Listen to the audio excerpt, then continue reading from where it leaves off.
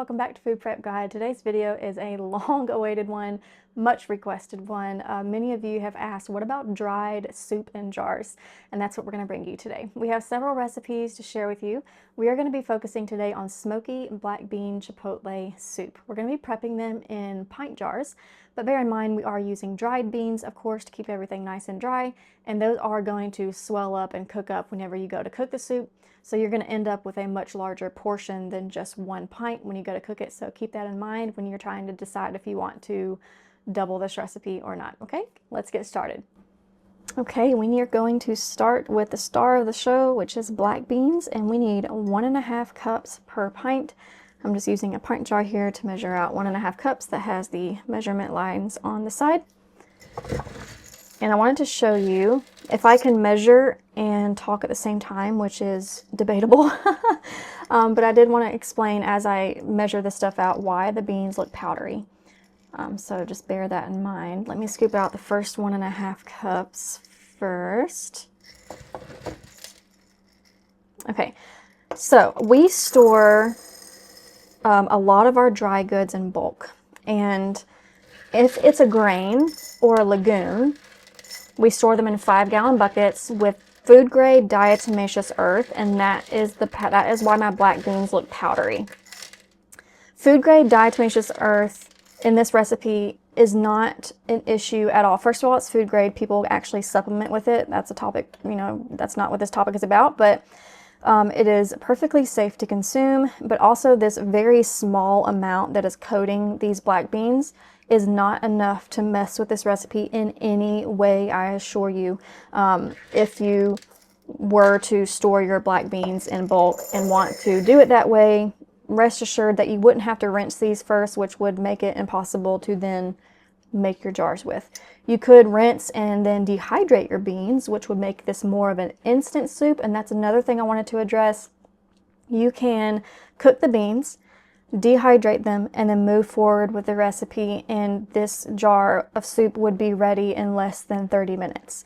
But we're just going to go the regular old dried bean route this time, and it's going to have to cook for a slow simmer for about 1.5 hours, which if you're planning ahead of time for like a dinner meal, that's not a big deal. Okay, I don't have much at all, so I'm just going to use all the rest of these dried beans.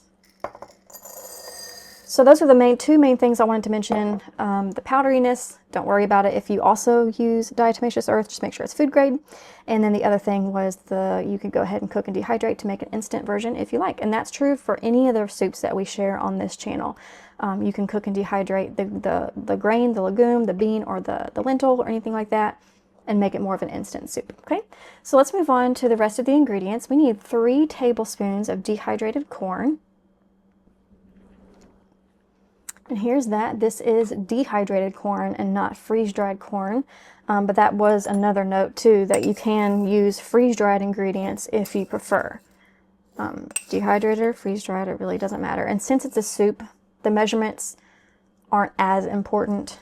Did I mention we need 3 tablespoons? 3 tablespoons. 1, 2, 3. Because it's a soup, it's like you don't have to get your ratios just right like you do with like baking ingredients or something. Like you can see, I have slightly less black beans in this jar. Not a big deal. Okay, so 3 tablespoons of dried corn. Next, we need 1 tablespoon of chipotle powder. Now, I don't have just plain straight chipotle powder on hand, but I do have this smoky Arizona blend. And it is smoky chipotle and smoked paprika, salt, pepper, that kind of thing.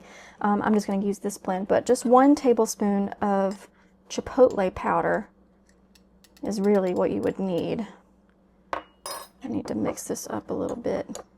I don't want it to plop out in one big plop. Maybe I should do it over this bowl first. Here we go. So 1 tablespoon of chipotle powder, and this of course is what's going to give it that signature spicy, smoky type flavor.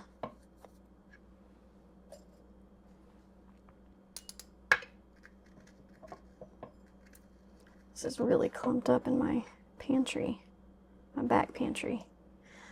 Okay, so after the 1 tablespoon of chipotle powder, we're going to do 1 teaspoon of cumin, 1 teaspoon of cumin. We store cumin in bulk because we make a lot of our seasonings homemade, and a lot of our favorite seasonings uses cumin, especially our homemade taco seasoning. Okay, into that we're going to add 1 teaspoon of smoked paprika, 1 teaspoon smoked paprika. That will also, of course, help with the smokiness of this recipe. And then we need 1 teaspoon of dried oregano. If y'all are friends with the channel, y'all know that I don't stock only oregano. I just stock one herbal Italian blend, and anything that calls for an Italian herb, I just go for this. But you can use 1 teaspoon of just oregano if you like, or 1 teaspoon of Italian mix. Into that we will add 1 teaspoon of garlic powder. This is my freeze-dried minced garlic. I prefer to use this because it's much more potent than my garlic powder, or at least my store-bought garlic powder, which I haven't ground this into a powder yet, but I certainly could.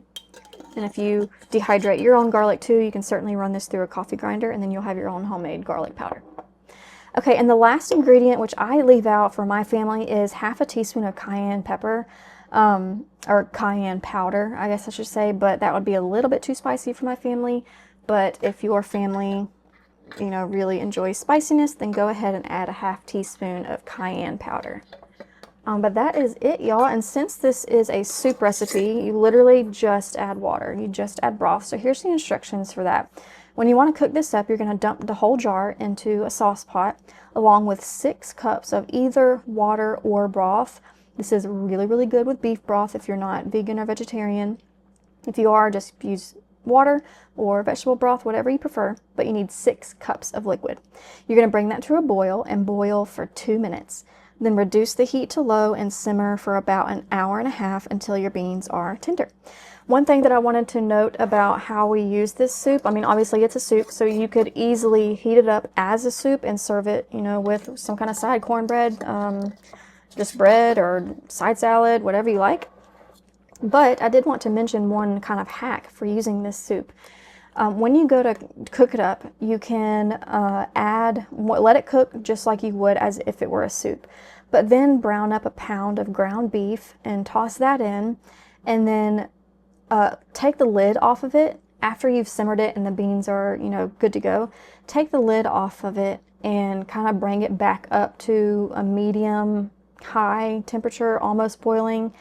And let that water evaporate off and thicken your soup to where you have more of a really kind of thick consistency. And it is excellent as to make nachos. To top on nachos, you can put your chips on a cookie sheet, pour this mixture on top with cheese, and then when you go to serve it, you know, some sliced avocado. Makes excellent nachos. You could even use this as a burrito filling when prepared the same way. Or just leave the ground beef out and continue to cook it to where it gets nice and thick, and you can still have a vegetarian burrito or a vegetarian nacho topping. Okay. Don't forget that the Mix in Jars cookbook will be soon available, but the giveaway is open. If you haven't entered, we will choose one winner from those who enter to get the cookbook for free. That link is in the description box. If you have trouble accessing the description box on your device, go ahead and comment black beans in the description box below, or excuse me, the comments below, and I will send you a link directly replying to your comments so that it's easy for you to find. Okay, y'all, I cannot wait to continue sharing more soup recipes and more recipes for our dry mix and pantry mix series. That's all for today, and we'll see you next time. Bye!